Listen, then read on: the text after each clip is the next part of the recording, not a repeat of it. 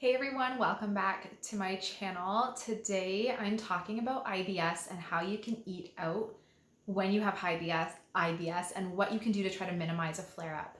So my name is Marla. I am a registered holistic nutritionist and homeopathic practitioner. And I have IBS. I actually had IBS for most of my life. I have not had a flare up in years and years and years and years, and it's because I've done so much work on my gut and reducing inflammation and doing all that. I have done so much work, so I'm so much better now. But that being said, there are still things that I will be very careful with when I'm going out to a restaurant in terms of what I'm ordering, and also supplements that I would take around the meal time to try and minimize any inflammation that I might have from a meal. And it's also the tips that I give my clients. And so that's what I'm going to be sharing with you today. For those who are interested in reversing their IBS and getting to the root of it, I have an awesome program down below. It's been downloaded by thousands of people and have been used, and it works so well. So it's down below. It's my Leaky Gut and Candida ebook bundle. You could do it, for a couple months and should help really improve your symptoms. But to get into the video, the first thing is that you want to acknowledge that there are going to be certain foods, some more than others, that are going to be really inflammatory for the gut. And those are the foods you want to be trying to avoid when you're eating out. I know it can be tough when all your friends and people around you are ordering phenomenal food and you're like, I just want that. But if you want to be so careful with not having a flare-up, which is so painful and uncomfortable and inconvenient, then you want to be ordering like this. So I'm going to share with you the top foods that I find are the biggest triggers. Guys, this is not the full list, and it really comes down to each individual. You know yourself best and what you and your body can tolerate best. So at the same time, take this list into consideration and try to implement it, but you might need to add some more foods to it depending on how your body functions. For example, almonds typically are something that's really healthy, and I usually say people can enjoy. That being said, if almonds are something that will cause you to flare up, you're going to add it to the list, okay? So the first one is I never will eat gluten. I personally am gluten-free for life, but especially when I'm going to a restaurant, I do make sure that the food that they are preparing is 100% gluten-free, down to the sauce. So sometimes you'll have a beautiful bowl, you read it on the menu, it's like quinoa and veggies and protein, and then the sauce that they put on it has like soy in it or something, like a soy sauce. So you want to be very careful. I always will inquire and I ask the servers and I check the menu to triple check that the item that I am ordering is truly gluten-free. So gluten-free is the number one requirement that I have, because for me and all my clients are the same. If we have gluten, typically we flare up. So that's something that I'm like, it's a non-negotiable when I'm eating out. For me now, I've gotten to such a point where my gut health is so good and I feel amazing that I actually only cut out gluten, and I'll eat everything else at a restaurant. So I'll have something that will have dairy. I'll have something that will have sugar. Sometimes I'll order some fries, even if they're fried in something that's not super healthy. It'll be a treat once in a while, and it doesn't cause me to flare up. But if you are still in the works with your IBS and you are really having a hard time, you want to get really strict with this list. Cutting out gluten is the first one. The next thing is dairy. So if I'm going to a restaurant, typically, especially back when I was flaring a lot, I would always make sure that what I'm ordering is also dairy-free. So it can start to get a little trickier when you're gluten and dairy-free, because it does limit what you are able to order, unfortunately. But at the same time, you can still enjoy really good food. Most restaurants will cater to whatever you need. And if there's nothing on the menu that is truly dairy-free, either find a new restaurant, or what I will do is I will literally order a straight up chicken breast and I'll be like, can you just do some steamed veggies on the side? And like, it's not delicious, but I mean, if you're needing to eat out, you're needing to have a meal, that's a good option. But gluten and dairy are the two top. The third one is going to be canola oil. So this is the hardest, because this is something that restaurants really have a hard time controlling. Most of the foods you order, depending where you go, are going to either be fried in oil, tossed in oil, coated in oil. Somehow, some way, there's that oil there. So this is what I will do. I will order, if they can't guarantee that my quinoa salad or whatever I'm ordering, my gluten-free pasta, whatever it is that I'm ordering on the menu, if they can't guarantee not only it's gluten and dairy free, but specifically canola oil free, then I will get very specific with my ordering. So I will ask them to order, and I will get a piece of meat, and I will say, please do not fry it or cook it in anything except olive oil, which restaurants do have, and you just have to ask. It can be a pain in their butt a little bit, but it's worth it if it means it's going to save you a lot of pain. You can even call and order ahead so that they're prepared if you're nervous as well. But I asked them to cook my meat in olive oil. And then I will order a salad on the side, and on the salad I will ask for two things: just olive oil and balsamic, period. I will not go and use their pre-made dressings, nothing like that. I will just put my own on. Also, what I would often do is bring my own dressing and just under the table put a little bit on my salad, but that's if you're super extra. I will then also order a baked or roasted sweet potato, or a steamed sweet potato, or if they can't do that, I'll do some kind of steamed veggies on the side. But that's such a boring meal, and to be honest, most restaurants I go to these days are getting a lot better with having really clean food, so it's getting a lot easier, at least in my area, thankfully, to order gluten-free, dairy-free, canola oil-free. So those are the top 3 triggers. The next thing that I will not eat at a restaurant, now I will sometimes, but especially back when I was flaring, is sugar.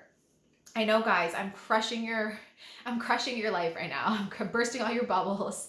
This is temporary. If you can fix your gut and improve your gut health with like one of my programs down below, you will get to a point where you can enjoy sugar and dairy and things at a restaurant again. So this is temporary, okay? Don't let this get to you. This is in the moment when you're working on improving yourself, working on improving your health, but you need to eat out.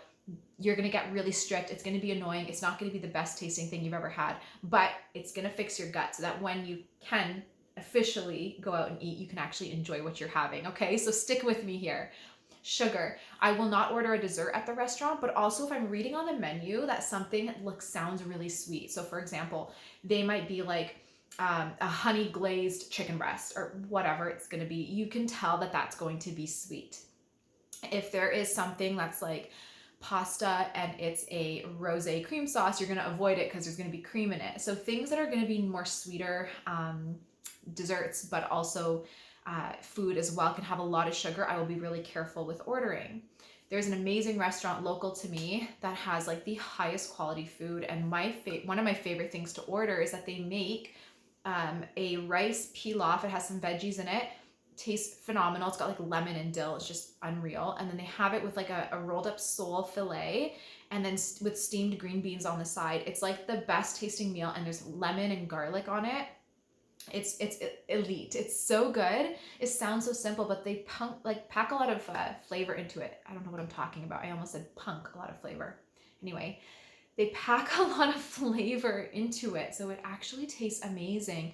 But there's only olive oil. There's no weird canola or bad ingredients. So that's like something I would, gravitate towards, where you can tell it's going to be really savory, not a lot of sweet. If you're going out to like a Thai restaurant, you're going to have so much sugar because the rice, like the coconut rice, has sugar. The noodles are all tossed in a really sweet sauce. So you're not going to want to do something like that.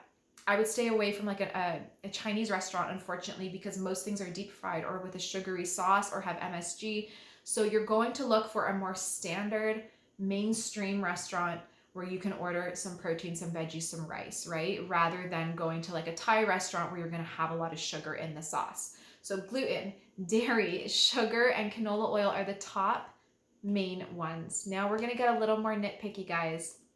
We are starting to turn to straight up inflammatory ingredients like MSG or yeast extract. So I will always ask at a restaurant, does this have MSG? Even if it seems unlikely that it does, it's something that I ask because you will be surprised how many times they say yes.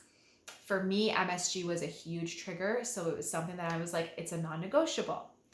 The final thing to ask for, the final one, and then our list is over. Of course, it might get longer for you if you can't have egg or if you can't have nuts or whatever else. So the list will get longer, but this is for me specifically.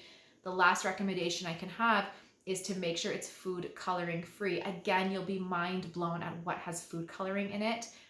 Mashed potatoes at one restaurant that I went to, I was like, what's in this? She's like, it's just mashed potatoes and butter. And I was like, can you triple check? I'm like, it looks super yellow. Like the potatoes just look like way too yellow. And I know you can buy yellow potatoes, but I was like, that looks yellow. And she checked and she says, oh, they do have some yellow food coloring in it.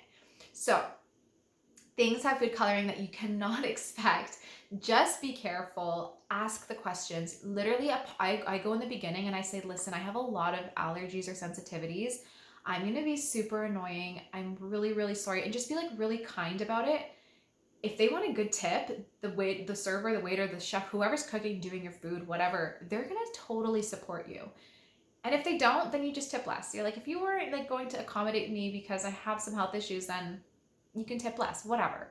But for me, I've never had an issue. Maybe once there was like somebody rolling their eyes at me, but honestly, the servers are usually so sweet. And it's so easy to just be like, listen, here's my list. Can you just take it to the chef and be like, does it have any of these things in it?